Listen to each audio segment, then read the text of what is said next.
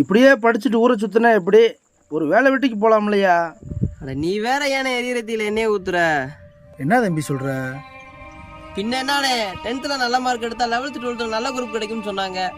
11th 12th நல்ல group எடுத்து pass ஆனா காலேஜில் நல்ல ஃபியூச்சர் இருக்குன்னு சொன்னாங்க.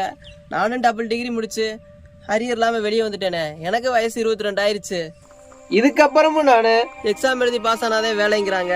10 லட்சம் பேர் அப்ளை பண்ணி எக்ஸாம் எழுதுறோம். அதில் 2000 3000 பேருக்கு அந்த வேலைங்கிறாங்க. கல்வி எல்லாருக்கும் சமம் தானே, அப்போ வேலை எல்லாருக்கும் சமம் இல்லையானே? உண்மைதாயா? இப்படி படிச்சு எங்கள் வாழ்க்கை போயிடணுமானே? இன்னும் எவ்வளோதானே படிக்கணும்? எப்போதானே வேலை கிடைக்கும்? நாத்தா அப்பேற்பட்ட கஷ்டத்தையும் கடன் எப்படி நான் தீர்ப்பேன்? ஏழையா பிறந்ததை தவிர நாங்கள் வேற எந்த பாவமும் செய்யலேன்னு.